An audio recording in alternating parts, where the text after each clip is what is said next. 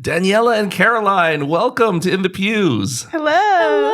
It's good to have you all here. Finally. It was so hard. This was so hard to get. Yeah, because we were scheduling our schedules, your schedules, and then, of course, the location schedules and everything. But we're glad to have you here. Finally. Yes, our first pair of young ladies on the show. Wow, the first? Yes. Yeah. First pair of young Does that ladies. intimidate you?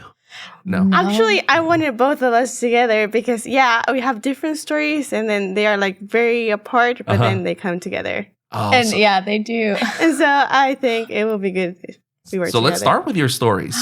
Did you both grow up here in Houston? No. I was born in Florida. My parents got married. They're from Venezuela. Okay. And they got married at 25 years old and they came to Tampa in Florida to do their bachelor's degree and learn English. And then that's when I was born. They weren't planning me, but that happened. And then we were here for 4 years and they decided to take us back to Venezuela.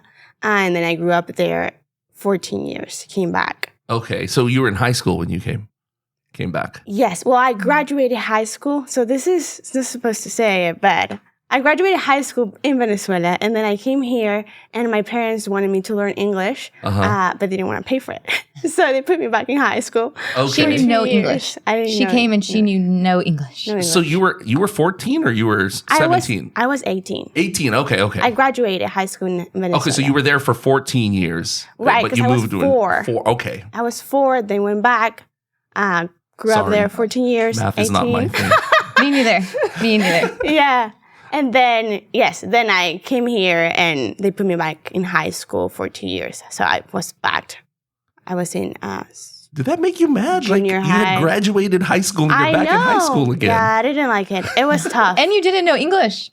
I didn't know English. Well, I knew what they teach you in school back in Venezuela, but I was the worst one in English, which was, so my mom, when I was little, she says, I don't remember this, but she says that I knew English. That was the first language that I learned when I was little here in Tampa. Of course, yeah. Because I would watch everything in English, and then they will only speak Spanish to me. Okay. But I will answer in English all the time. And then we moved to Venezuela, and I guess I got confused. Yeah. Yeah. With the Naturally. language. Yeah. And then my mom says that I was mute for a week. Really? Yes. Oh, because you had like a bit of a culture shock. Yeah, thing, I guess language shock. I didn't know what to speak. I don't know. I don't remember this. And then after a week, I started speaking Spanish only. And then English was really hard for me to learn back. So yeah, in school it was really, I was worse in English. Really, it's just not done. Did your parents switch? Because you said they spoke Spanish to you in Florida, but when you moved to Venezuela, did they switch and only speak English to you? No. They always speak Spanish. Okay. Yeah. Actually, like my dad was the one who knew English the most. My mom was really bad at it. Okay. And so she never spoke to me in English. Always in Spanish. Always in Spanish. But then back in Venezuela, they only did Spanish. Yeah. That's a lot of adjusting. I know. It was hard. But yeah, they had plans to stay here and just stay because Venezuela was already going to the wrong path. Yeah, with the politics and all that. Yeah. Yes, but my mom really wanted to stay with my grandma. Wanted to go back. Of course. My dad was the one pushing it, but no, she didn't want to stay. What about you, Carolina? Did you grow up here in Houston? I grew up here. 4th generation. I know no Spanish. Really? Very little. I took Spanish in high school and I took Spanish in college and I still don't feel like I know anything. So I like need your to remedial learn. Spanish? Yes. Okay. Very little. If you dropped me off in Mexico, I would just sink. So you're like Katy, who says she doesn't know anything. Katy knows more Spanish than I do. Really? Yes. Okay. So She definitely does. she was saying that some of the ladies were like trying to teach her Spanish. Right. So you're right there with her. I'm right there with her. Okay. But I tell her that if she goes, that she has to just immerse herself in some culture to That's learn true. it. Because that's the way I had to do it. Yeah, that's what people tell me. I think if I just go for like a month, I think I'll come back fluent. I don't know if a month. It might take a little longer. Yeah. No, yeah. But just like nobody speak to you English. I mean, Spanish only. Oh, man. And then you are like forced to answer. Yeah, once you're in the culture, all the music, the movies, the TV shows, all I like of the that, music. yeah. I listen to the music. Oh yeah, she learns the words and her pronunciation is perfect. That's a very big compliment coming from her. Yeah. I'm glad we're recording this. You've got it for posterity's sake. Got it. Did you guys know each other? Did you meet before here at St. Faustina? We did. Before St. Faustina? No, not before St. Faustina. We met here at St. Faustina because we both volunteered a lot. Okay. And so with the youth. And that's how I met her, is because I was volunteering with the junior high and she started volunteering with the junior high. And at that time, I feel like we were the only young adult volunteers volunteering with the youth. And so we kind of, I don't know, we didn't talk really, but we kind of knew each other. Yeah, we met at a Lifting conference. Yeah, for the leaders. Okay. I bet you were there too. I don't know. Probably. I can't remember. Yeah, but we went with Marianne. Mm-hmm. Okay. Yes, and it was like in the archdiocese, in the chanceries. Okay. And then we were in the same car, I remember, and then Marianne was talking to you, and I was like, I don't know who this person is, but Marianne I know, we didn't talk at all in the car. Yeah. Really? Yeah. I remember like Marianne asking her about her brother. Yeah, I remember that too. Yes. Because I had known her. I knew Miss Marianne, I knew Miss Emily from Sacred Heart. Okay. So I volunteered a lot at Sacred Heart. My family went there. So that was your That was my parish before. Mm-hmm. Okay. And then when we came here, my family came here, what was it? I think I wanted to start getting involved in Vacation Bible School. So I started talking to Miss Emily again. And then Miss Marianne was like, well, you want to help with Edge? And I was like, yeah. And that's when I kind of met you. Right. And we just didn't talk. I thought. And what parish were you in before? Oh, before, when we moved here, we weren't really in any parish. So you just bounced around? Bounced around, but we stuck with San John Vianney, and we just go there for Sunday Mass. We really weren't involved. Well, I wasn't. I was going through a time of, which we will hear momentarily. Yeah, well, my parents were more involved with the marriage couples of it there. Okay. They wanted to start this ministry for married couple, because they did that back in Venezuela, and then it was so fruitful for them, and so they wanted to bring it here, and so they tried to start at San John Vianney, and then they got a lot of like family together, and they still keep those friends from there, but I wasn't involved at all in the parish. Mass was boring for me. I just, no. Are you an only child? I know. I have 2 more sisters. I am the oldest. I have, but they were born there. And I have my sister, Diana. She's 22, I think. I know your family. Yeah, she turns 23 next week. And then I have Fabi. She's 18. She just got confirmed last year. And then you said you had a brother? I have a younger brother. Mm-hmm. He's 27. Yeah. 27. We are the same age. You and my brother. Yes. Yeah. Okay. Yeah. And then so you guys only met each other at that... Through ministry. And I don't... You're at St. Faustina. I really thought Caroline was very sassy. I was not. It's starting to come out now. I don't know why you thought that. I really hope people don't naturally think that. No, I don't think so. It's just me, I think. Maybe. You think that? And you came and went. You came and volunteered for a little bit, and then you left. And then left. As we'll find out in your story why. Because she's too sassy. Because I was like, all Catholics are like this. No way. I scared you. And then what's interesting is when you came back, it was kind of Father Ryan who kind of brought us kind of closer together. Yeah. So that was really cool. So why did you leave, if you don't mind me asking? Let's go. Let's dive in. So we're diving in now. Okay. So, oh, it's so good. Her story is so good. You know, I grew up Catholic, clear Catholic. And I was in Catholic school back in Venezuela. I was like all girls, nuns. And then like the biggest school in the city, and then very popular. And then there's all like the sassy girls are. Skirts, all like that. And I was very involved with retreats and then staying in Bible studies after school. And then we had our own group and do services and all that. But when we moved here to United States, and I was like still conflicted with the church. I started having doubts. Okay. Because back in Venezuela, everyone is Catholic. Okay. There is like other faith, other churches, other religions. But the majority. They're not like popular or they weren't back then, like 15 years ago. Okay. Not that I am super old, but they were in that. Now it has changed. But yeah, the biggest one is Catholic, and like all the churches are very old. And then if it's very part of the culture, like you are born and then you get baptized. You don't it's question just a given. That. Yeah, you don't question. You're just Catholic, right? And so we moved here, and then I find myself surrounded with like a lot of churches there, and then Catholic is just one part of them. Yes, over there, and then also me, 18, going into college. I'm not with the same girls. I'm not with the same people since like 15 years before. Yes. So I'm meeting all these people that have very different backgrounds. Yes. And I started questioning. And then in the moment I was dating a person who was atheist. Okay. And so he didn't believe in any of that. And then I did because I believe in God. But, yes. And then I started like, well, I need to figure this out.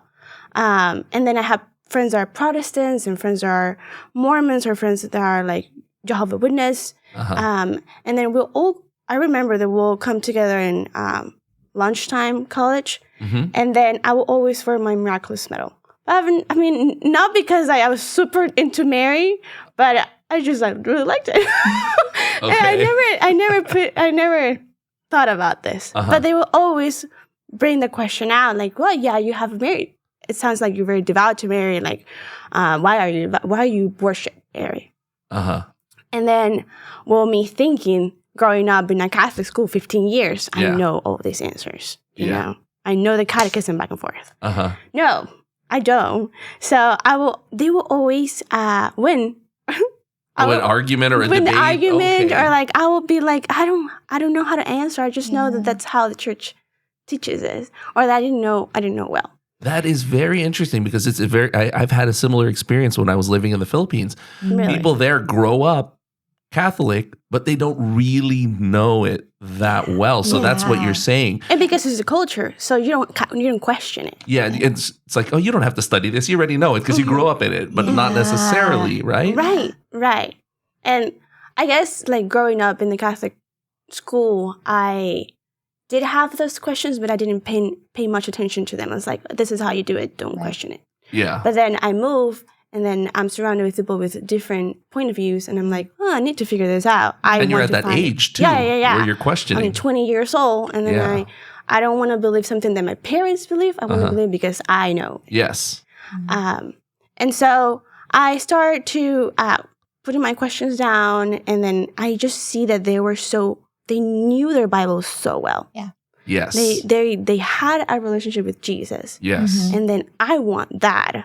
And I didn't see that in the Catholics that I knew. Okay. I felt like just the Catholics were just because of culture.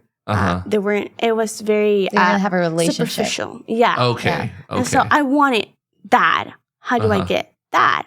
And so I will have my questions down, and then I started meeting with Father Dad. This is when we find out about Faustina. Okay, so this was before the church even this is started 2014. Okay. Yeah. Early days. Yeah, well, I think that's when it started Faustina too, I remember. But we heard about this priest that have amazing homilies in a elementary school cafeteria. And we were like, we need to go see this. And so we went, and I was like, Mom, this is awesome. We need to keep coming every time. He's awesome. Father Dad's amazing. Yeah. And so we started coming more. And while I was having all these questions and all those doubts, I started helping in the office. Okay. And I started helping with Emily and Marianne. And what is it? The garage? In the school? No, where the office the storage. Is the storage. Okay. What do we call it? I don't remember. Yeah, where they would just store everything after the warehouse. The warehouse storage. I knew we were close. Garage. Warehouse. We've blocked it out of our minds. Yes. Those dark days in the warehouse. I know. Start helping there, and then I was like, I want to have an appointment with Father Dad. Is that okay? Like, can I have that? I said, yeah, of course. Go tell Brenda. And so I did, and then I was scheduled, and I started asking my questions, and we met maybe like 2 or 3 times. And I didn't know. Now I know this like kind of spiritual direction, but I didn't know back then. What was that? And I started asking my questions, and Father Dad, why do we like have images? And then why do you have to wear green on Sundays? Or all these questions that I didn't know. Yeah, do we worship Mary? Mm-hmm. Yeah. Is this idolatry? Yeah, that type of thing. All these things. Yeah. And well, his answers weren't the answers that I was looking for. Okay. Because I wanted facts. This is where it says. That's why we do it. I wanted that. But then he would say, he would like drag it out and explain the faith and, well, you know, the bill, like you see the picture in the bill. It's not that we're worshiping, but it's the memory. That's how we take images. And I was like, I don't know. I was like, I don't know. It's not, I need facts. You wanted more of a classroom academic explanation. I guess so. And also I was already trying to prove wrong because I saw that my person's friends had like this deep knowledge of everything and they were so confident in it. And then the Catholics weren't just like, oh, we just go to Mass. Yes. Like, there's nothing else. Yeah. So I was me trying to prove it wrong already. And then within that, everything is just also connected. Within that, I was having thoughts of religious life. Okay. But I was just very scared. And it goes back from I was little.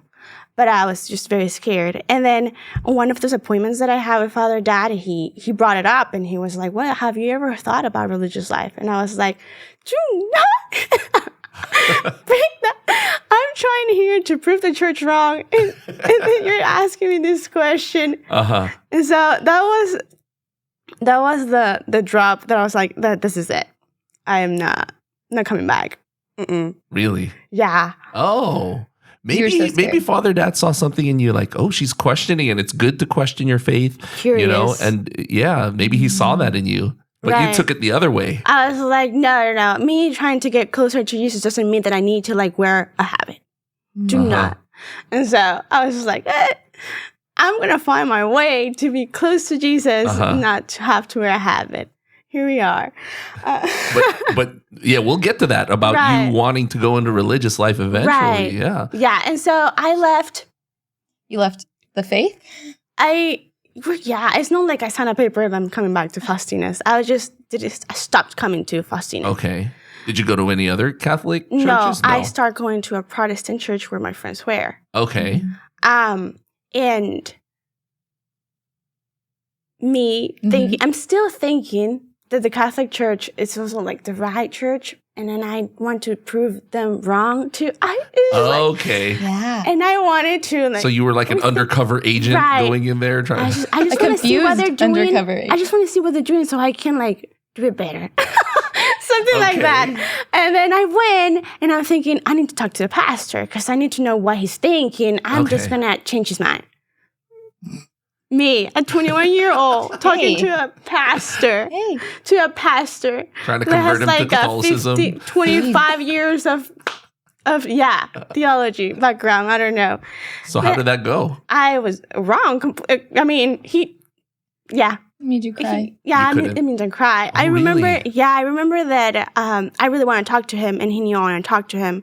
And so after one of the services, he was like, "Hey, Daniela, you want to talk?" And I was like, "Yeah." And so it was maybe like 9 p.m. because it ended late. The service 9 p.m. and I was there until past midnight, talking to him about the saints and about Mary and about Jesus' brothers and how Mary is not virgin and all these things. Okay. And then purgatory doesn't exist, and then your grandpa doesn't remember you when he's in heaven. And I was like, this is insane. Wow. Was he like really violent in his speaking? No, he was not. He was so kind. And that's why I believed him. Okay. He just had a gift of preaching. Okay. And so the way he said everything to me was like, it makes sense. Oh, he's got a point. Right. That's what you were thinking at the time. It makes sense. And then he would take out his Bible and be like, see right here. And then that's what I was looking for. It's like, tell me, where is it? You weren't armed with the proper... I wasn't. And then compared like to Father Dad, he will always bring faith. He's like, you have to believe it even though you don't understand it. And I'm like trying to understand it without believing it. Okay. And so he did that, and I was just blown away. Oh, yeah, maybe that's right, and I've been wrong. And so I felt lied by the Catholic Church. Ooh, really? Yes. I felt betrayed. Wow. I had 20 years, and the Catholic Church has never told me that Mary Assumption is not in the Bible. As things like that. And it's like, wow, I didn't know that. I know that, but I didn't know that back then. That Mary when is assumed to heaven is not anywhere in the Bible. It's just a revelation. Because you didn't know about sacred tradition. Right. At the time, you just, okay. Yeah.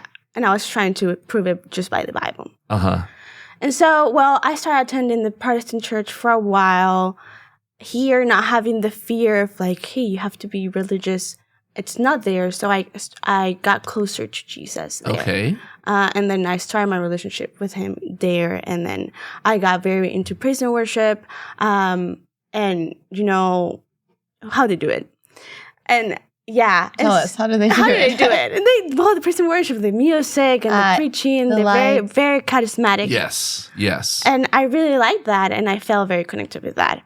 But there was something missing. I just didn't know what was it. I was just like, the church, it's not established.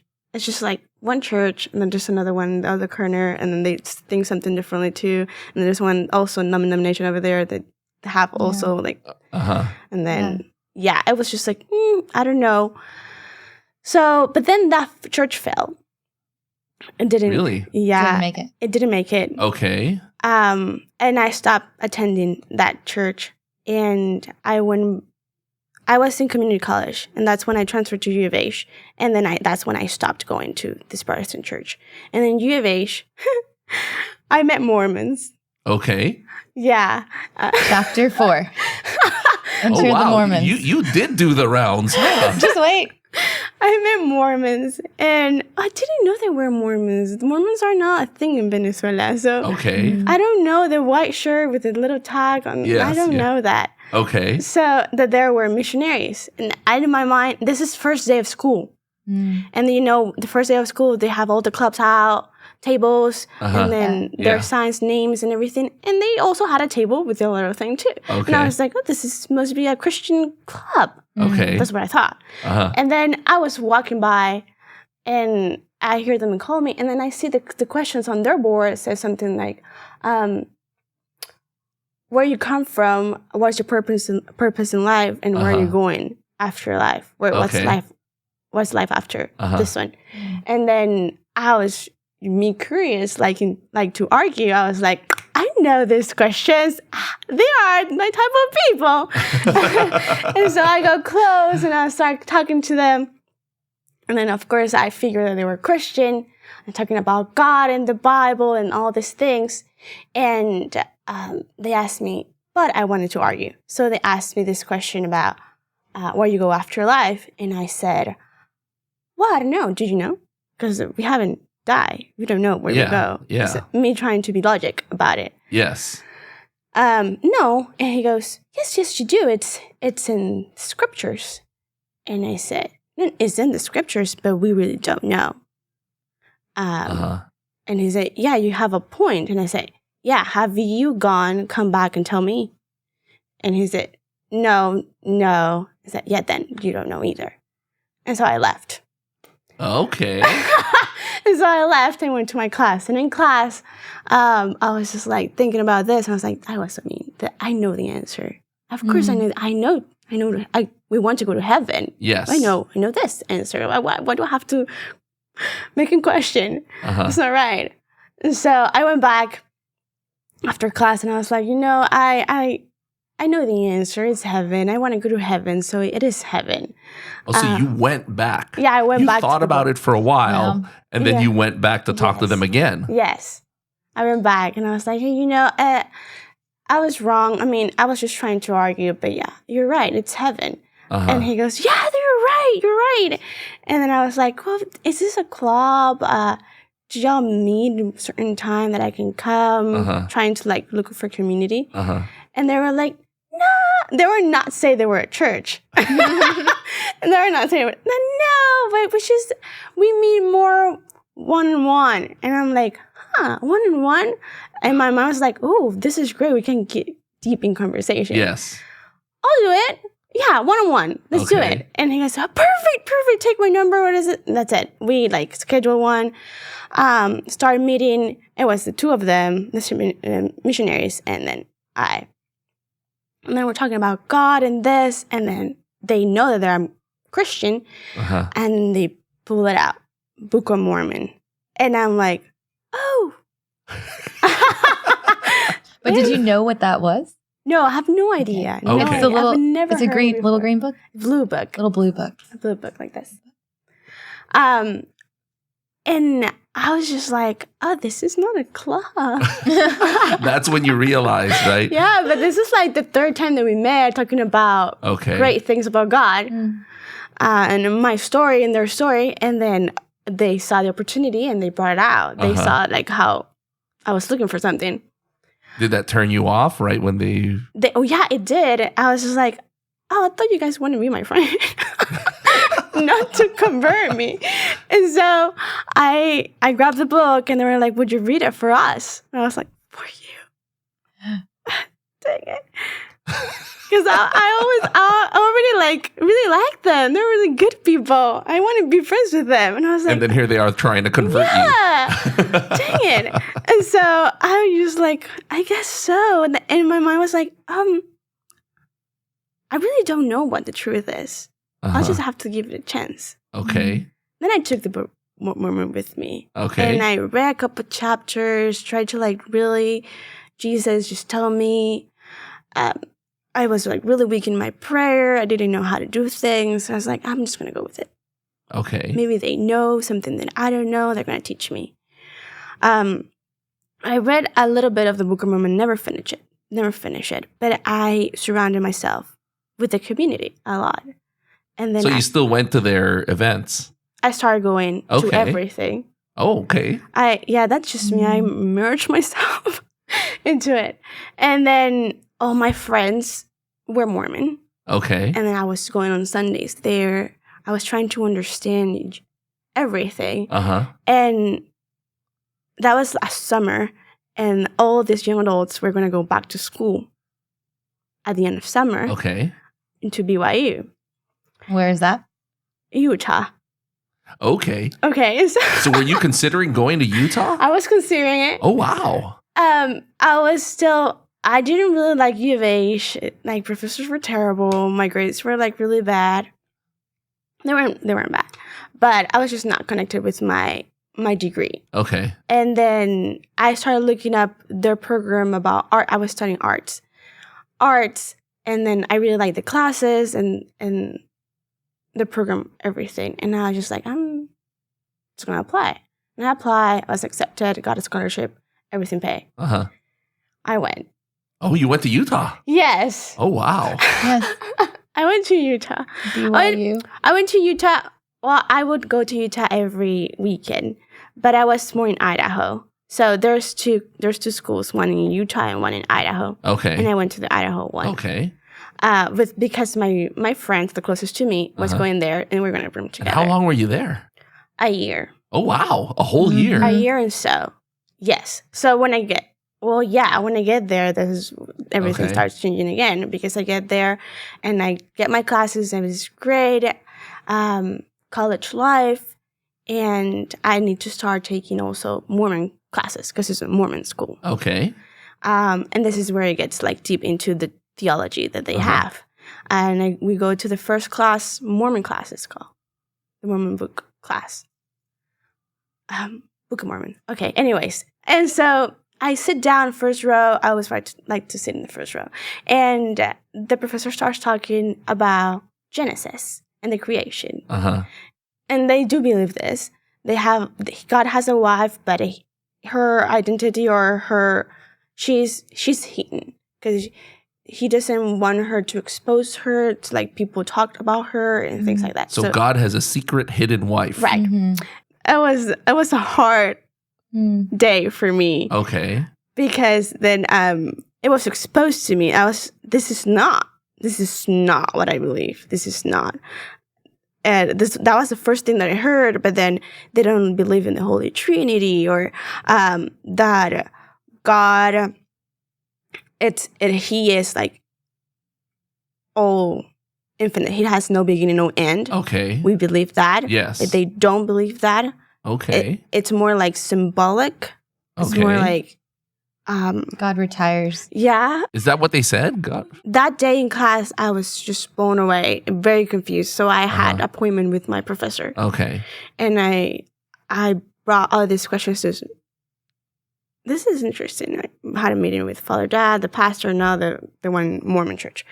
And he starts to explain to me the beginning and the end thing. Because I was like, but it's right here. It says that God has no beginning, no end. He's eternal. Like it's a circle.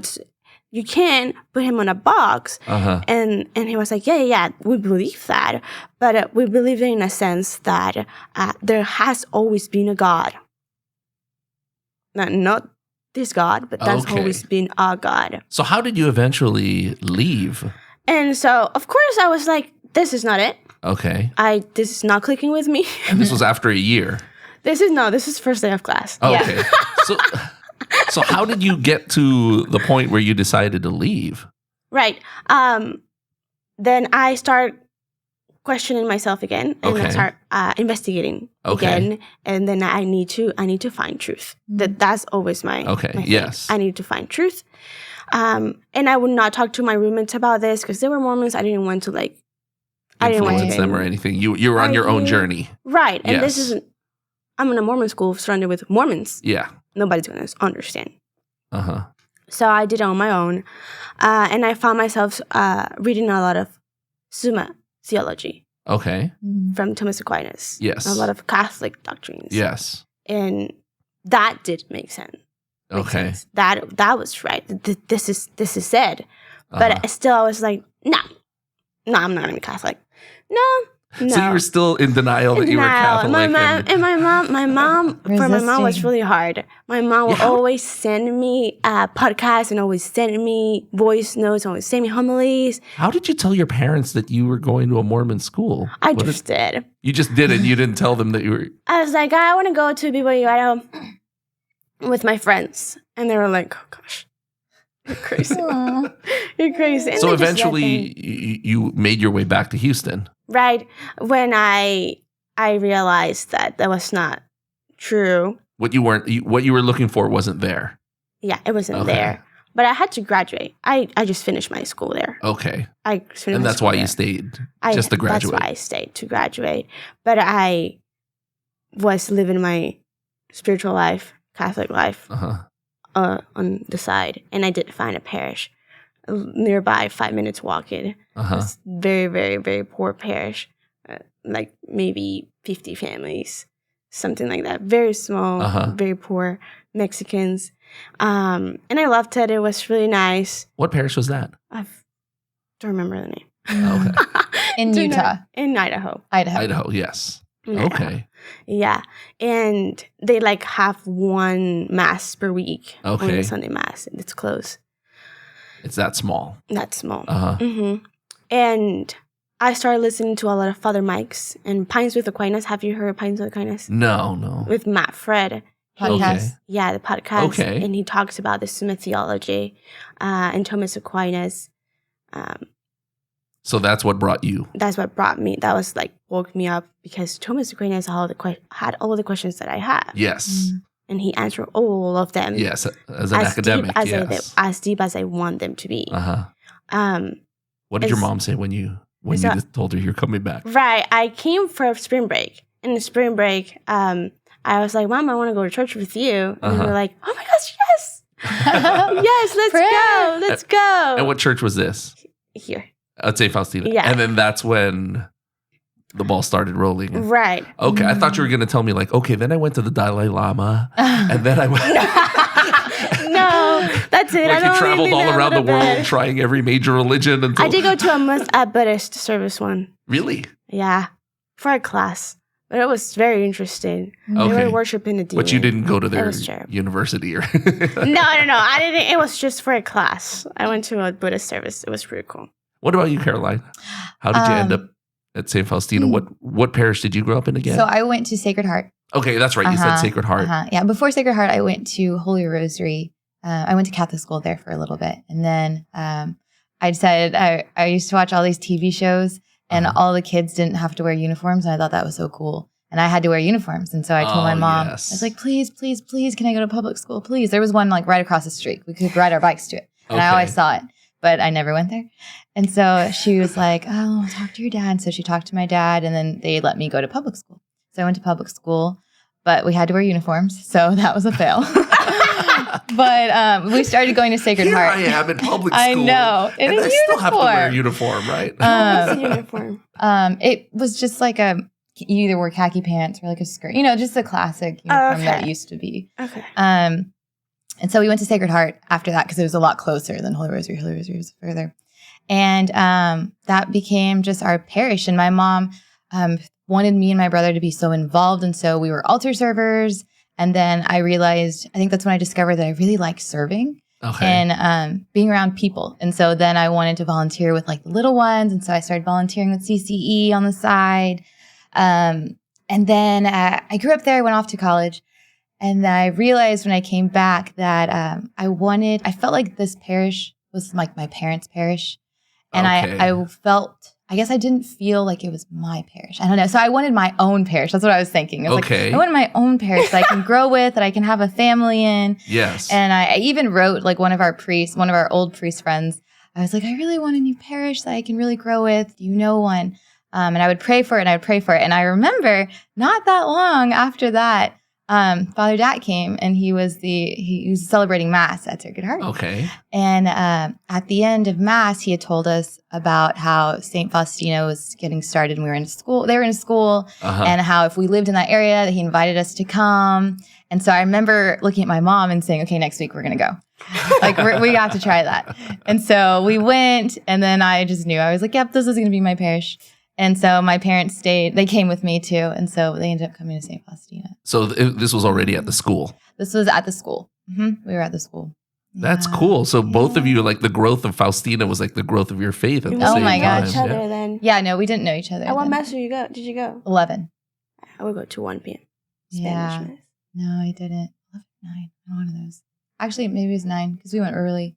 Nice. But yeah. So you didn't run into each other until... Never. Until here. No, until here. And I knew nothing about, like when you came here and you were volunteering, you were still going to school at BYU. Right, correct. Yeah, so I didn't know. I just knew that you went off to school. Like you would come and volunteer and then you would leave. And then even when you started the young adults, that you were still in BYU.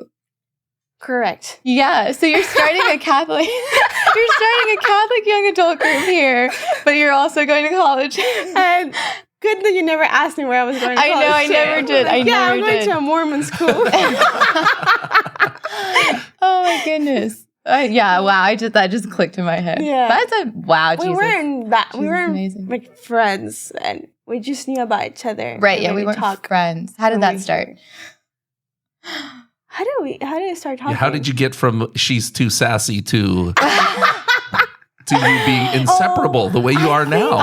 I think I know. Tell us. Do you share? You went to Disney with your friends. Yes, I went to Disney with some of my best friends. And then she likes to post a lot on Instagram. And so I started like commenting on her post because I really liked the Mickey. Oh wow! Or like the outfits, and I was like, I really like that. And you're like, oh, thank you so much. I'm going with my friends to Disney. Oh, I really like that. Oh, I went there. I was like, and then so we started talking on Instagram through social media. So it was social media that got you two together. kind of. Maybe that was like the kind of start because then after that we still weren't very close. It was just you would come and then we're like, oh hey, and then that was it. Right. Like, yeah. And then because I'm trying to figure out if it was Father Ryan who connected us, or I'm pretty sure it was Father Ryan because we were never really. And he was a deacon at the time, or was he a summit? Okay. Right, yeah. It was Father Ryan, and then you went to Disney. Mm-hmm. And then I already had her Instagram and stuff. Okay. We started talking. And then after that, we just see each other a lot in the church and then talk. So the fact that you're good friends now, it's Father Ryan, Disney, and Instagram. And Jesus. Of course. And Jesus. Because above all of that, behind all of that, yes. Jesus. Daniela, you said earlier that you did have thoughts of, entering religious life. Were those thoughts always in the background? They were always in the background since little. My mom tells me once, I do not remember this, but at 3rd grade, during my first communion, she said that on the day of my first communion, she said that I told her, Mom, I want to be a sister. Uh-huh. And I was like, I do not say that. I don't think I said that, but she says that I said that. So you just put all of those thoughts in the background. Yeah, for a while. It was very scary for me to think that I could be one of the sisters around the school. Because I felt that was a very restricted life. Okay. I didn't want to leave my clothes that way. I really like clothes. I really like shoes. You didn't want to wear a veil. I didn't want to wear a veil. I really like dresses and jeans, and I really like it. And all I could think, I was like, I really want to party. Well, you were how old at the time? You were young. Right. Yeah, I was very young. That was when I was 9, and then when I was 15. So the thoughts just came back every once in a while. It came back, but it was very scary. And then it will keep me from getting closer to Jesus. Oh, because you were afraid that you'd that if I got closer, then I'll fall in love, and I was like, never come back. And then Daniela, it's in a cloister convent. What about you, Caroline? Your thoughts of never thought about religious life. I didn't even know what that was. I didn't even know. I never grew up around sisters. I lived here and I never saw sisters in the parish, nothing. And so it's funny because I was in a relationship with someone for a long time, for 7 years. And that whole time, I don't know, I've always felt something stirring in my heart that it wasn't right. And I thought it was like the relationship. But in reality, I think it was actually just the vocation of marriage, because I had seen something beautiful. My parents had a beautiful marriage. My father passed away a few years ago, but so they were best friends. They had a beautiful marriage, and I saw it. But I didn't know why. I felt like for me, when I looked at it, that I was thinking like, but there has to be something more. I feel like that's not enough for me. And that made me feel like there was something wrong with me, that I wasn't sure why I didn't desire that. And you were in a relationship at the time. I was in a relationship too. Wow. Yes. And so I was very confused because I didn't know what that meant. I didn't think that, I have 2 options. I can get married, I have that vocation, or I can choose religious life. I just thought I only have one option, and that's to get married. And so you were married. You were together for you were together for 7 years. Yes. And so everybody's probably thinking, they're going to get married. Oh yes, absolutely. Right? And your whole family. Yeah. Although I never found out about this boyfriend. Really? Never. Oh, so you broke up before you became friends? We were friends. We were friends when I was still dating him. Never talk about him. But I wouldn't talk about him. Really? And I would try to invite him to come to some young adult things, and he never wanted to come. So that was a struggle. Okay. But and then I ended up through a lot of prayer and discernment. Finally, I felt a lot of peace in my heart that it was time to break up. It was time. And so we broke up. And was that tough after 7 years? It was a hard adjustment because he was my best friend. And so that I think was really hard. And then also my father had just passed away. And so my father passed away, and then 8 months later, then I broke up with my boyfriend. And so I think a lot of people, and then 8 months later, that 8 months when I broke up with him, that's when I fully started to discern religious life. And so I'm sure everyone was just like, she's going through a lot. She doesn't know. Yeah, she doesn't know anything. Yeah. I thought that. Yeah, a lot of people. You did too. You thought that. She thought that about me because I had these stirrings. And so finally I went and talked to Daniela because I I don't know how, that she had discerned religious life before. And so I remember after Mass, I had texted her. It was Christmas Mass. No, something like that. No, it was close. It was December. Yeah, it was in December. And you guys were already close at this point. We were close, but this is what got us close. Okay. Yeah. We were good friends, I would say. And so I texted her and I was like, hey, can I come talk to you after Mass? And she's like, yeah. And Daniela lives like 2 minutes away. And so I went to her house after Mass and I told her like everything. Like she knew I just broke up with my boyfriend and I was like, and I feel like this and I don't know why I'm confused about, marriage. And I don't know why I feel like that's not enough for me. I'm not sure what that means. And she was just like, oh, you're going through a phase. I was like, should I go talk to the father? I was like, should I go talk to like a priest about this? I feel like I should. She's like, no, you're going through a phase. Like it's going to pass. And I didn't know at this time that she was going through her own kind of denial. Like she didn't want to say yes. So were you projecting your denial on her? And that's what it was? Yes, exactly. Because I was thinking like that. I was like, maybe, but no, Daniela, it's just you're between both in the church. No. Yeah. And wow, you're a bad influence. Huh? No, she's not. I'm kidding. And we had a lot in common too. Like she was very involved in the church. Like, what do? You do everything. You do too. We both are extremely involved in the church. We wear a lot of hats. We love it. Yeah. And so after I left your house, I was like, no, I still need to talk to the priest. I think I still need to talk to a priest. So who did you talk to? I went and I talked to Father David Michael. And so what's funny is I had an appointment with him already. And I was going to talk to him about something that had already happened, that I was concerned about, all these things. And that kind of resolved itself before I even went. And so when I went, he was expecting to talk about what I was going to talk about. And I sat down and we ended up talking about religious life. And I was like, this is the new thing that I need to talk about. Okay. So I was talking to him, but I didn't ever say it. I was just like, I don't know why why do I feel this way about marriage? I love children. I love them, but like, I don't know. I don't know if I want them biologically. I don't know what that means. What does that mean? And he was the first person that said, well, what about religious life? And my first thought was like, people don't do that. Like there's no, people don't become sisters. It's like, not normal. It's not like people, I'd never seen a sister. The only sisters I had seen were on TV, like The Sound of Music, Sister Act, The Nun by Audrey Hepburn, and with Audrey Hepburn. And so, and in a few of those movies, they leave the convent, so they don't stay sisters. And so I was thinking like, what? No. And so he was like, well, you have a lot of data on marriage. You should get some data on the vocation of religious life. Maybe we can get you to talk to some sisters and stuff. And I was like, okay. And so I left and I just had so much fear. Like so much fear. It was just like a black hole. So it was the same thing. It was the same. Right. But the thing is, she didn't know that I was discerning. Like she didn't know that I was even talking to Father David Michael about this. And so I left and had all this fear, prayed a lot, had other people pray with me too, like very close people. And then all of a sudden, the fear just kind of went away. And so it was beautiful. Because then I could fully discern it. And then the more that I just started discerning religious life, I wanted to read all these things. I wanted to read about the saints. Then I started to really fall in love with that vocation. And my relationship with Jesus just started to grow so much. And then finally, I ended up talking to Daniela about it too. And at what point were you in the process of discerning? I like date. So this is when the first time that we talked about that she came to my house and talked was December, the middle of December. And then she had her appointment with Father the first week of January. And then she's good with dates. I know, I was thinking the same thing. Like, fantastic. And then on the 23rd. And then at 3 p.m. on. I could go that deep, but no.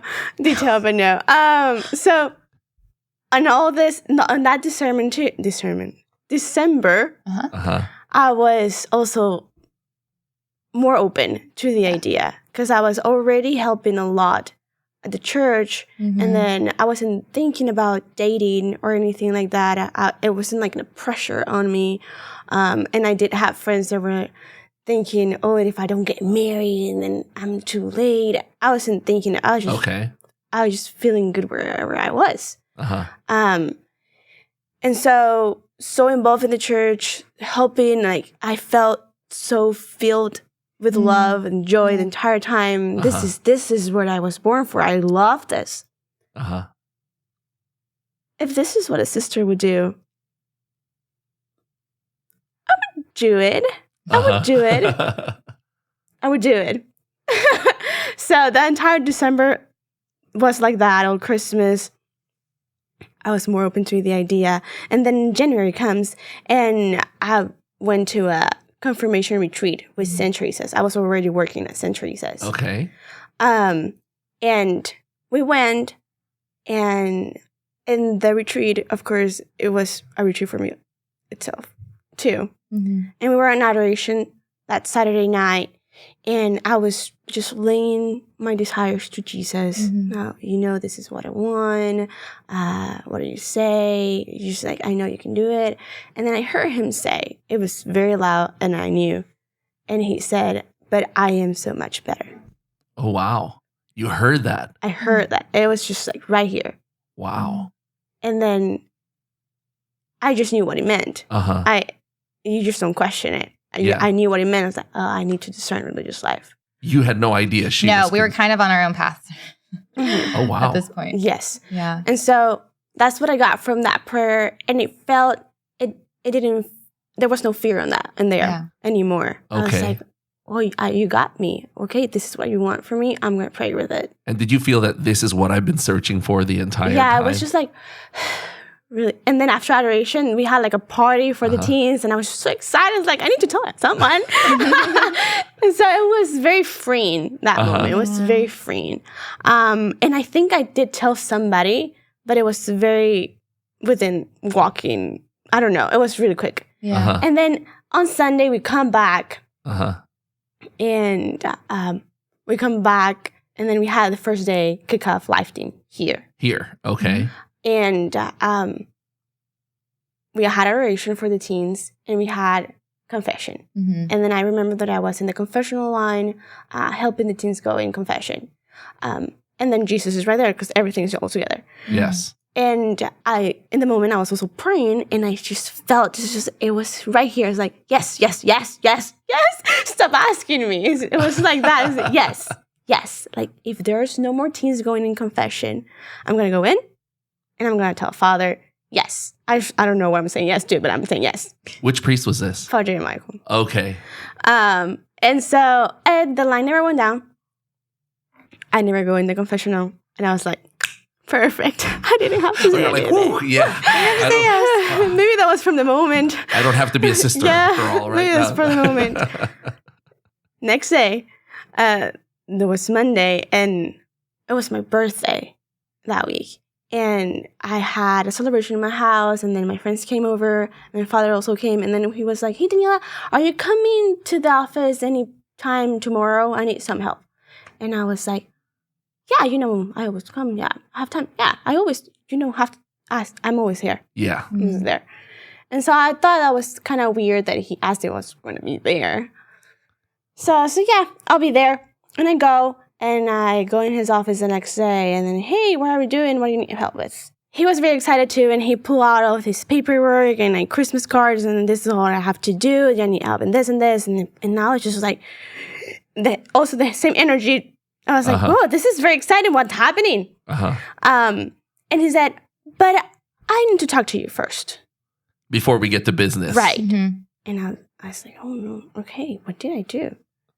Yeah, let's talk. And then, can you close the door? Close the door?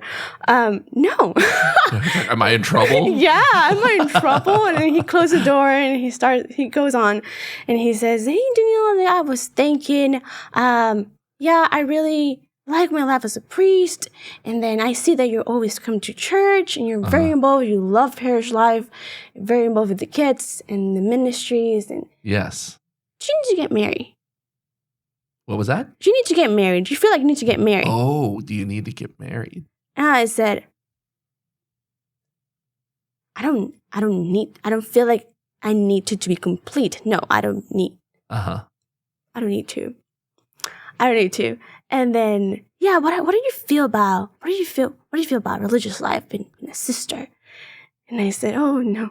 It's like I thought I dodged a bullet, and here I am. Yeah, and so I was like, Father, you have no idea what the weekend was. I was actually going to talk to you about that, but then I thought Jesus didn't want me to say anything because I never went into the confessional, but you thought here you had a sign, right? You didn't have to pursue it, and then here comes Father David. But Michael. here I am. He brings it up, and I was like, "Whoa, yeah, that happened." And I think, yes, I don't know.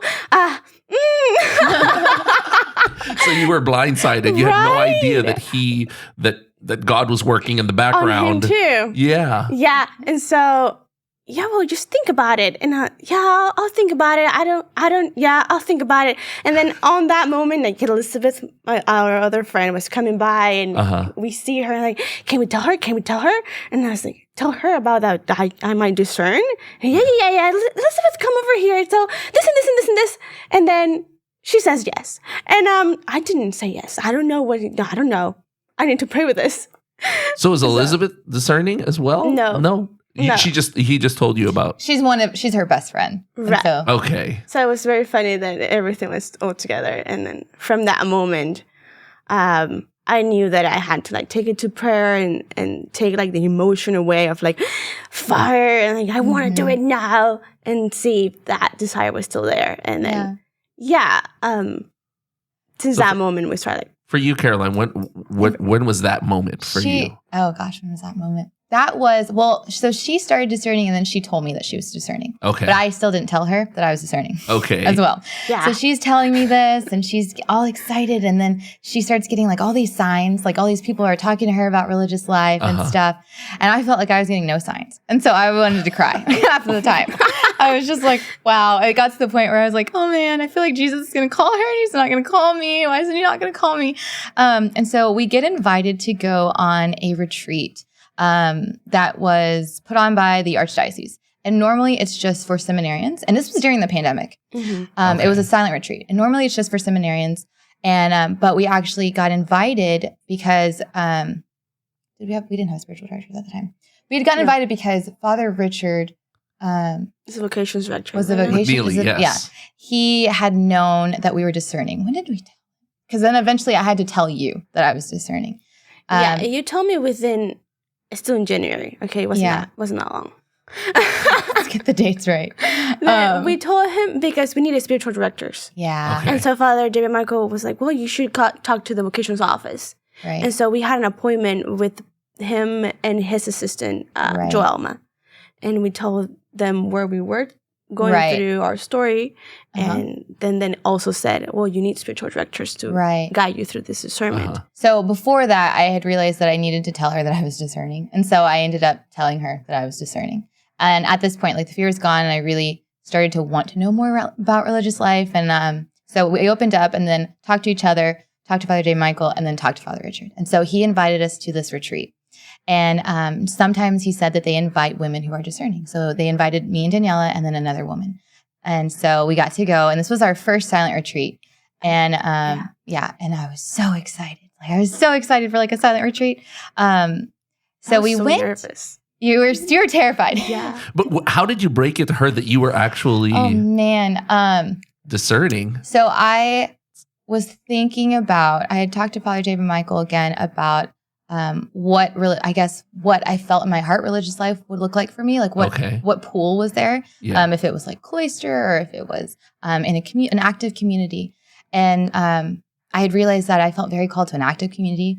I love being in the parish. I love being with the people. And so I knew that was where my heart was, that I knew that if I was to become a sister, that I would love it to be in the parish with the people. And so he had known, we all had known that Daniela was discerning. I feel like everyone kind of knew that Daniela was discerning. And he was like, well, do you think you're ever going to tell Daniela? You guys are really good, close friends. I think it'd be good if you guys talked sometime about it. And I was like, yeah, I think that would be really good too. And I finally felt like very comfortable to talk to her about it. And so I went and I was right after I met with him. It was right after. You were coming. Parking lot. Yeah, I was coming in. You were of course, naturally, you're coming into the church. And I came out and I don't even know how I said it.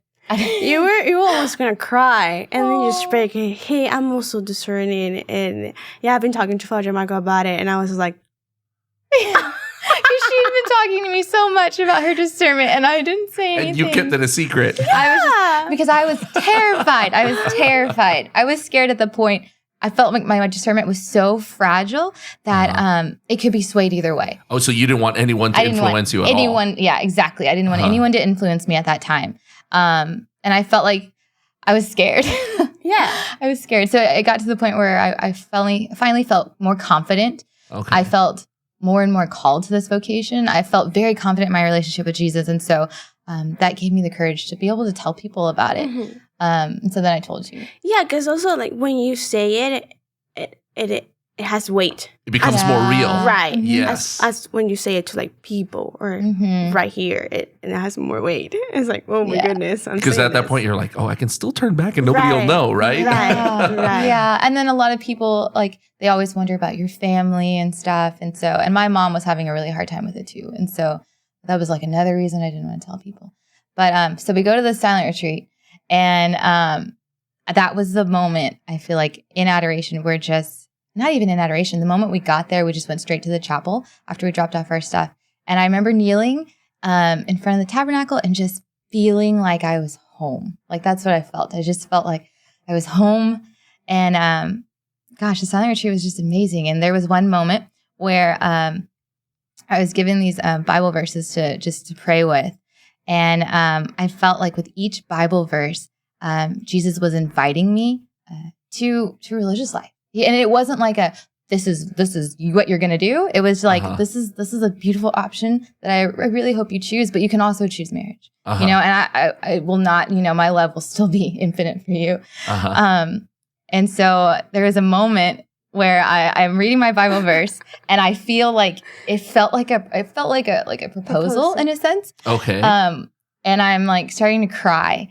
And I'm sitting, like, my room is right next to the courtyard, and there's this huge oak tree, and it has lights, like, but they're not on yet. And so I read this Bible verse, and like I'm starting to cry, and then the lights on the tree just like turn on. Oh wow! And it was just beautiful, and I was like, oh my gosh, like this is what I felt like he.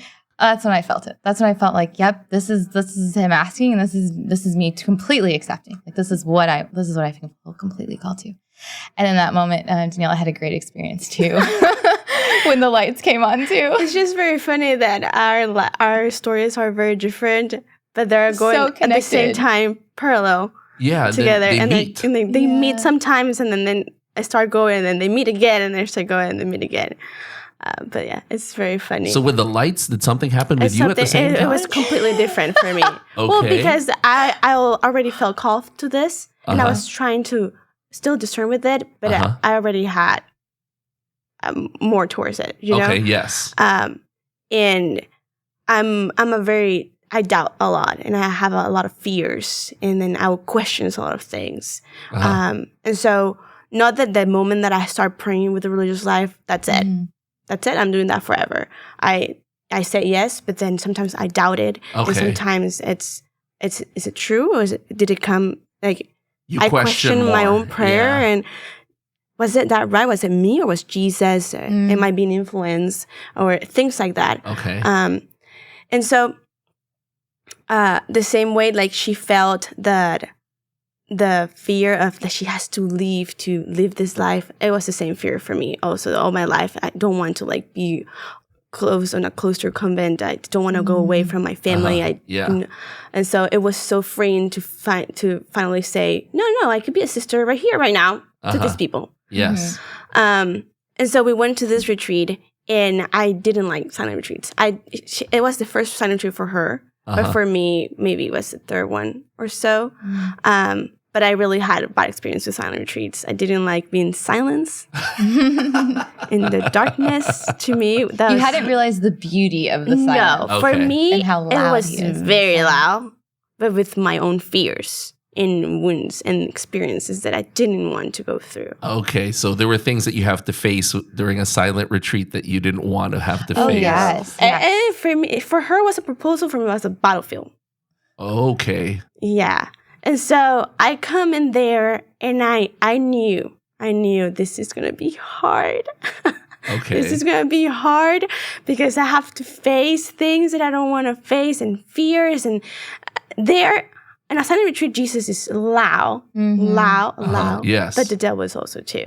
Okay. And so for me, when the night comes, middle of the night, 3 a.m., things like that. It's just like very dark, terrifying.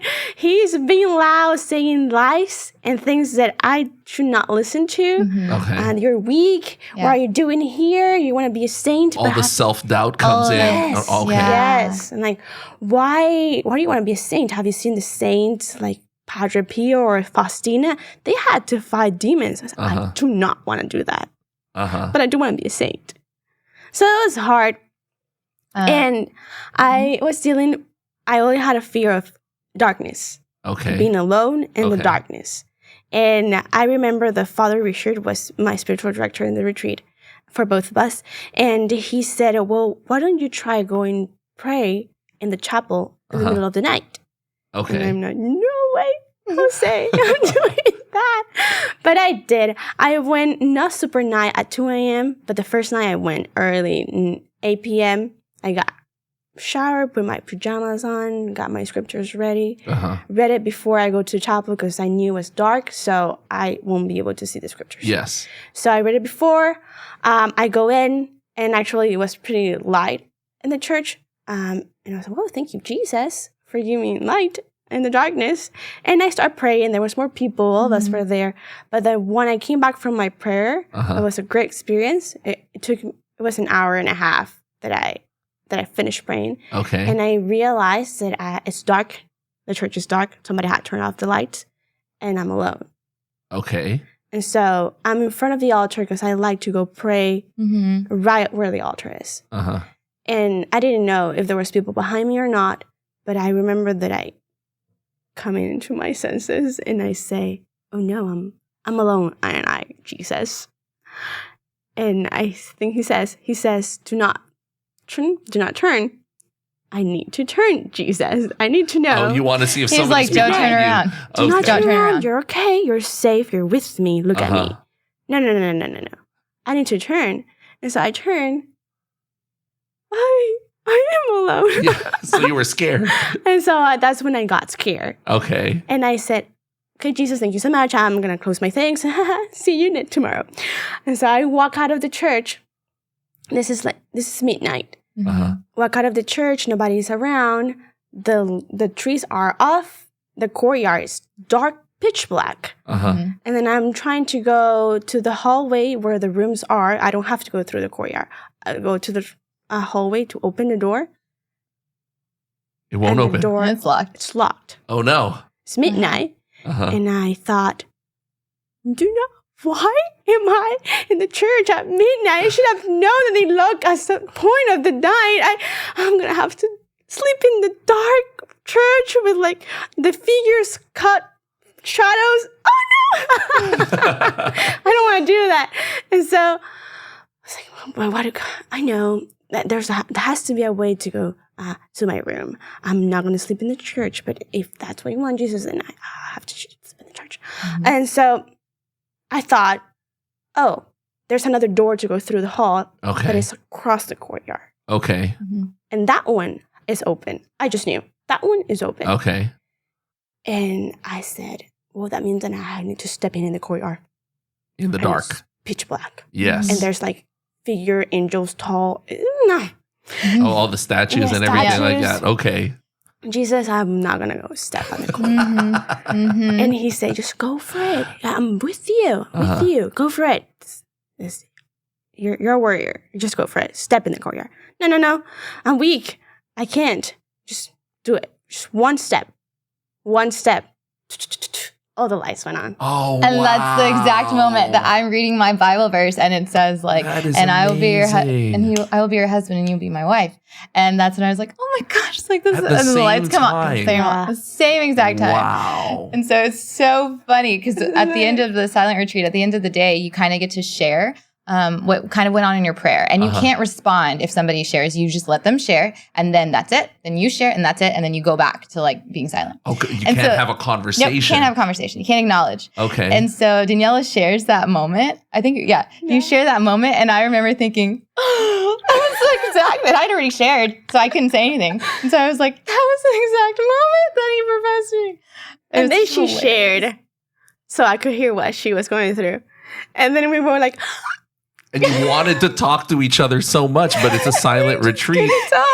Oh, wow. Jesus is so good. Like that is amazing. Yeah. He made us where we are. Beautiful. And then that's pretty much what linked you two together. Oh yeah, that's where our relationship started to grow. We were already very close then. Yeah, we were close. But I think that helped solidify yes. Really, like how we felt about serving the parish, how we felt about our calling to religious life. That's kind of where it started. Mm-hmm. Oh, well, that's awesome. Yeah. That is awesome. So right now, you guys are still in the process of discerning with a religious, an advisor as well. Yeah. So we talk to people, and we have our spiritual directors too. Spiritual director. That's the word I was looking for.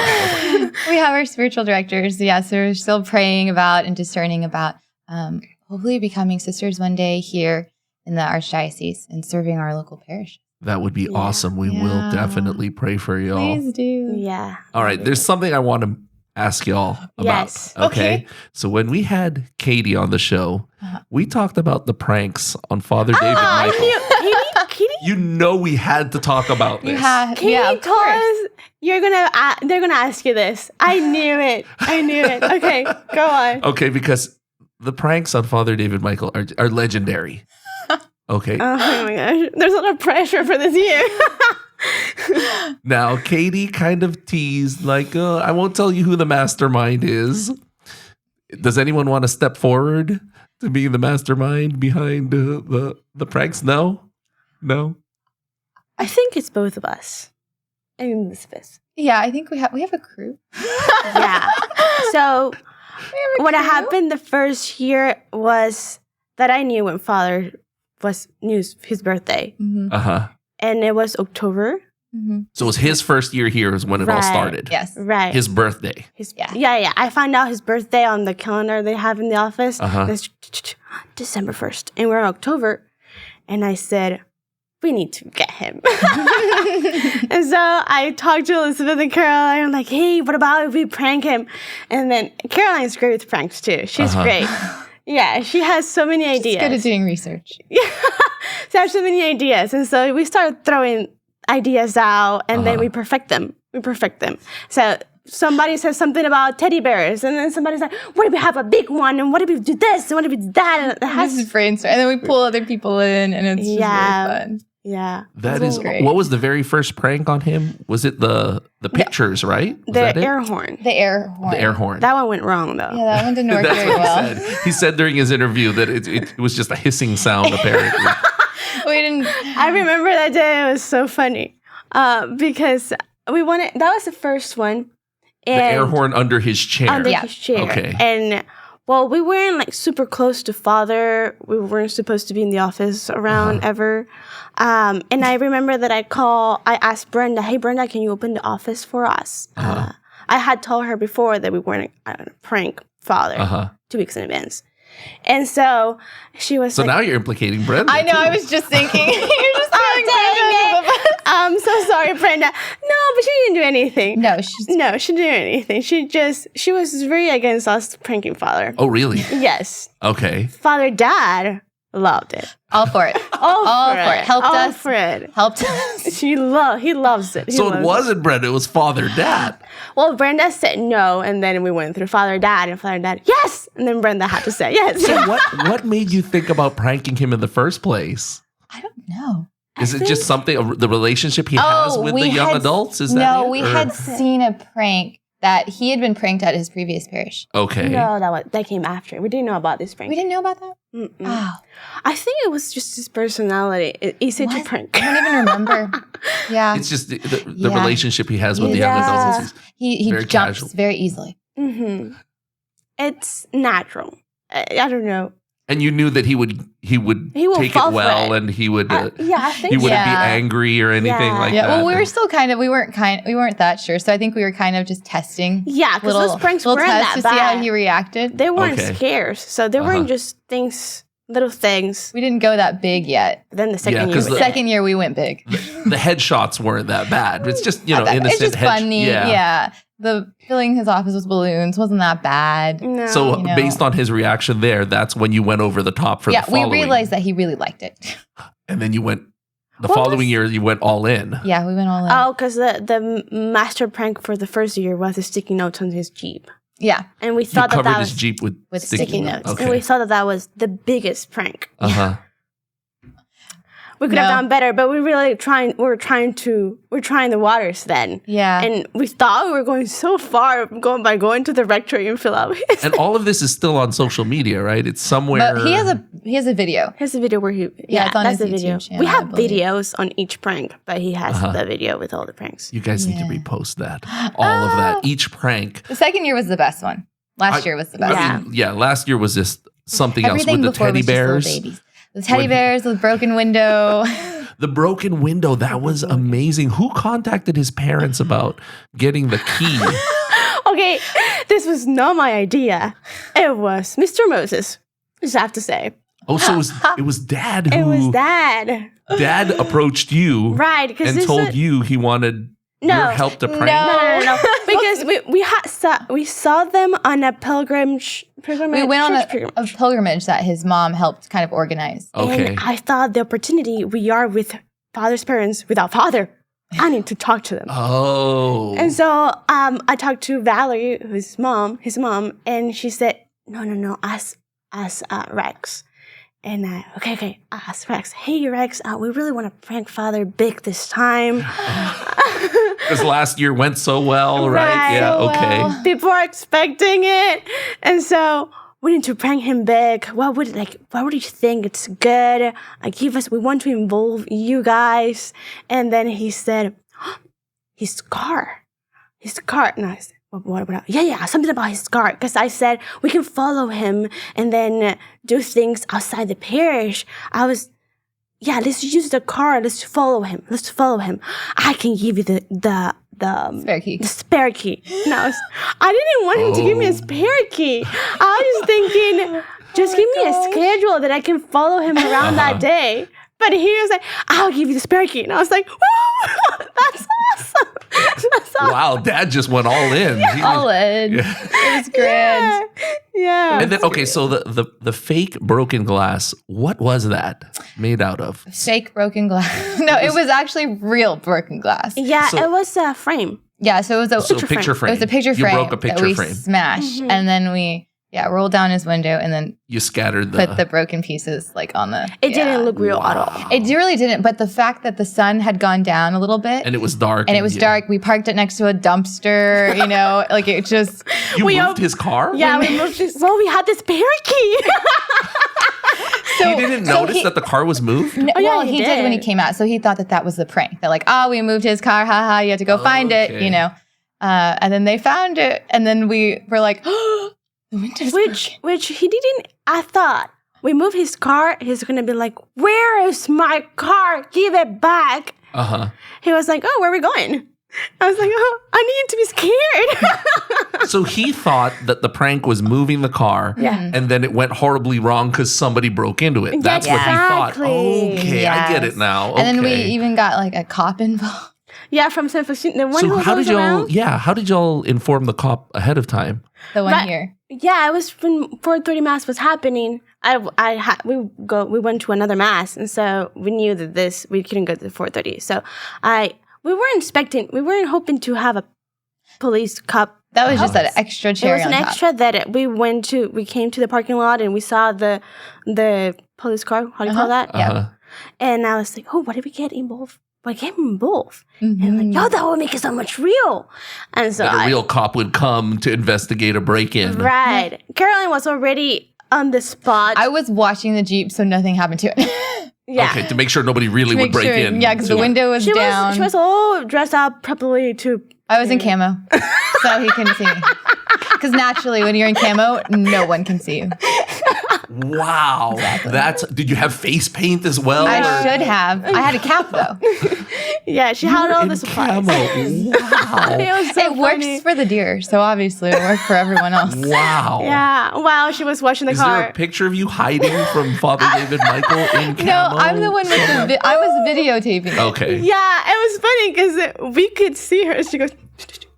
I'm like running around the Jeep and he's like walking around. It's so funny. It's hilarious. So you're trying to hide from him. Oh yeah, because while I was videotaping, he didn't see me at all. So the camera worked. And it was dark too. Really close to him. Like we saw her. Yeah, I got very close. And he never there was one point where he was looking at the broken window and I'm literally on the other side with my phone, like videotaping, and he doesn't look through the windows to see me. He's like so focused on the broken glass. Yeah. But it was so funny. It's so amazing. Funny. Yeah, that was. But my favorite is still the teddy bears. That was so great. That was a real great We got one. the parish involved. Yeah. So who was that inside the teddy bear? Susanna. And how, did she volunteer to go into the teddy bear? Wow. She fit perfectly too. Perfectly. We were talking about the GIF that I made of him just going. Ah! Yeah. It was. Well, a lot of people say, good that he doesn't curse. Because that's exactly what I was saying to Luis. Because Luis says sometimes he's still working on his language. And he said it was amazing that Father David Michael did not curse when that. Yep. When he was walking towards the teddy bear, he's like, "Oh, this is a nice teddy bear," and the teddy bear just reaches out to him. Like, oh my gosh, that is so good. And she was inside there for a long time wearing a mask. That was she was wearing a mask. Really hot. Oh my gosh, yeah, I'm sure. Yeah. And you all knew his schedule, and he was coming, and you were just waiting for him, huh? We knew he was going to a funeral. Next time, is something in the works already? I don't think we're going to do it this year. I don't think so, right? Yeah, it's hard to top it in. It's hard to top. Too much anticipation, is that what it is? People are expecting it, and it's pressure, so it's hard to top it in. We don't know. He's looking over his shoulder and everything, so you want to catch him. He does that every year, but he falls for it. You want to catch him off guard? Maybe. We'll see. Okay. We won't say anything. Okay. When we get you in next time, we'll talk about it.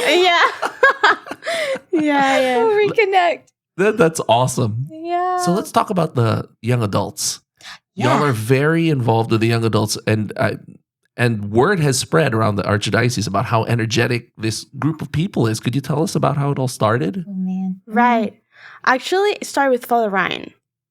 Okay. When I came back to the church, came back to the faith, I was coming from a background where all the church was alive. In the Protestant church, there's always these young adults wanting and hungry of the faith, hungry of Jesus. And same on the Mormon school. All young adults, very faithful, very into whether responsible. And you said we need that here. And we need that here. Okay. I was like, this is what we need. We need community. I wanted friends. So I wanted friends that were faithful, that were thinking like me, that were striving for Jesus. And then we're going to push the church forth. And so I got here, and Café Católica was happening. Do you know what Café Católica is? No. Young adult. For the Archdiocese, they put on like a young adult. Oh, yes, that's right. Yes. For the month of July. Yes. And so that's right. I went to that with Father Ryan. We went to a small group from here. Very, very small couple. Was he a deacon at the time? He was a deacon. And Father Dad had assigned him to start a young adult group or something like that. But that fell through variously. I didn't know. I wasn't stepping into a new position of leadership or anything like that. I didn't know how to do that. And so we tried to start a Bible study, but it wasn't fruitful because we needed... It didn't take off. Yeah, it didn't take off. We needed engagement. We needed to go out. And I didn't want to step in. Okay. And so... And you weren't fully here yet. Like you were here to visit, and then you would go back to college. Yeah, I had to go back. And came back. When I came back, Father Ryan got ordained. A deacon? Right. No, priest. I think. He wasn't here anymore. Okay, he wasn't here anymore. Okay, he probably went back to the seminary. Right. And I still... What? Well, before that, that's when he had talked to you about that, and then that's kind of... Because I didn't even know about the young adult group until he told me about it. Right. It wasn't like an H morning where he was we were trying to figure out how to get more people involved into starting a young adult group. And because we didn't know any young adults right around. And so Father Ryan said something, well, did you know any girls, any young adults? What about that one over there? That's Caroline. And I said, oh, of course. I didn't know how old Caroline was. But I was like, oh, yeah. We can talk to her. So he approached to her and talked to her about starting a young adult group too. And that's how we got connected. Yeah. And then I went off, finished college, came back. Yeah. And then you just got more people involved. Then Father Ryan was no longer here, and then sent Father J. Michael. And I said, oh, another young priest. We need to start it. We need to start it now. Okay. And so I emailed him and said, hey, I really want to start young adult groups. Could you help me? And said, yeah, let's have a meeting. And then I told Caroline and Elizabeth, my friends, hey, I'm having this meeting with Father. Would you want to come to start a young adult group? We had that meeting.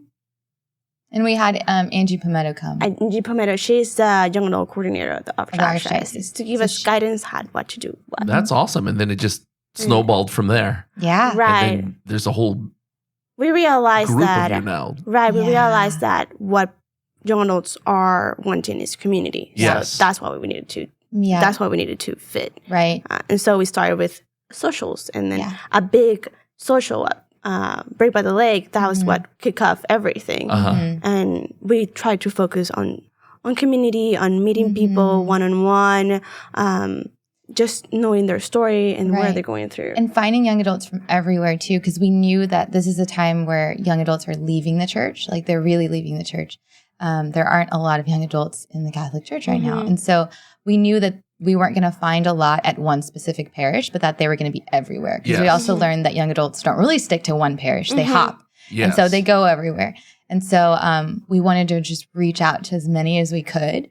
And that's why we didn't call it San Faustina Young Adults. We wanted broad, more open, so they can feel welcome too. And keep going. And then they can come and go whenever they want to, and we can go to them and go somewhere else. We weren't restricted by the so it's Katy Young Adults. It's Katy Young Adults, but even though it's Katy Young Adults, we still have young adults that live in Houston, or like Clear Lake, and they still come to certain events, and they're part of the email lists and part of the group chats, and so it's great. It has to be very organic. Yeah. It can't be like live theme only for Faustina. It has to be open to everybody. Right. That is cool. And if somebody wants to get involved with the Katy Young Adults, how do they contact?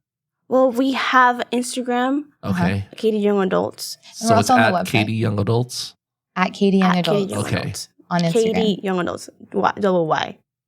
Oh, yes. Katy and then Young Adults. Yeah. Okay. Yeah. And we also have the website? Yeah. It's in the Faustina website. Okay. It says Katy Young Adults on one of the tabs.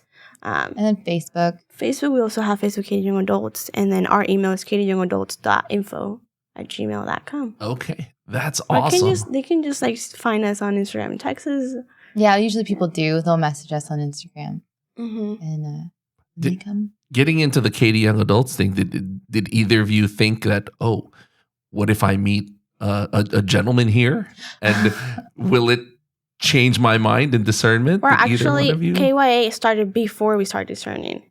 Yeah. Okay. Yeah. So it started before. Yeah. I wasn't thinking about that, really. Yeah, me neither. Did you ever think about getting back with your ex-boy? No, not at all. Did you ever talk to him about it? Yes. What did he say? Afterwards. I think it's really hard for people to wrap their heads around it, especially if they're not like practicing Catholics. Okay. Even practicing Catholics, it's hard for them to wrap their heads around it, religious life. And so, he was very just like, well, I really hope you don't change your mind because you're getting older. Did he say, was I that bad of a boyfriend? No, he didn't think that. Surprisingly. No, but he didn't think that. I pushed her into religious life. No. Maybe that just means that you were a really good boyfriend. Yeah. Yeah, honestly. So. Yeah. Yes. Yeah. Wow. That's amazing. What's beautiful is in Katy Young Adults, there's been a lot of vocations for priesthood, for religious life. Right. Who are we talking about?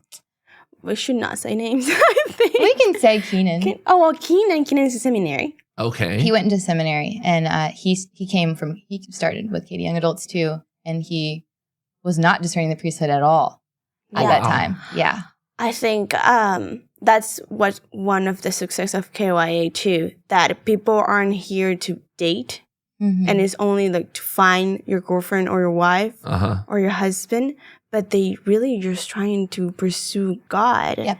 And within that, pursuing Him, you get really, really good friendships. Yeah, it's been such a blessing. We talk about it all the time. It's been such a blessing. And KYA has been something that we've prayed for. Like, we've prayed for a community of young adults that are truly seeking an intimate relationship with Jesus. And so when you surround yourself with young adults that want that, it's powerful. It's beautiful. Yeah, a lot of people say also that we have pulled the seminarians to come hang out with us. Yeah, a lot of the seminarians will come. I was about to say that. Yeah. It's so normal because a lot of them have said that once they enter in the seminary, people kind of are like, well, they're not in the seminary. They can't hang out with us anymore. But they're normal people. Yes. They're normal young adults. Yeah, they want to hang out. Yeah, they need community, and they should be surrounded by guys and girls. Yes. To have a normal life and a normal community. And so they come and hang out with us. And I think that's helped them a lot too, and to feel more comfortable on discerning priesthood. That's awesome. Yeah, it's been great. We thank you guys so much for coming in and sharing your stories. And of course, we're all going to pray for you and, the next steps. And it's exciting to hear what's in store for y'all and to see where, eventually your paths are going to, they were parallel. They were moving back and forth. You intersect with each other. Such an adventure. Oh, it's such an adventure. It's amazing. What he's doing. Can't wait to check in with you guys again after a couple of years to see what happens. Oh my gosh, a couple of years. It'll go by quicker than you will. Yeah. That's what all of the priests say. That's 7 years of discernment and formation, and it's gone so quickly. You asked us to come like 6 months ago, and they went like that. It's been a while. It's been such a gift. Yeah. All of this has been such a gift. Yeah, it's awesome. It's amazing. And of course, we'll see you around St. Faustina. You'll see us in the pews. And yes, exactly. We'll have behind the pews. Well, thank y'all so much. We will pray for you. Thank you. All right. Thank you for having us. Of course. Pleasure's all ours.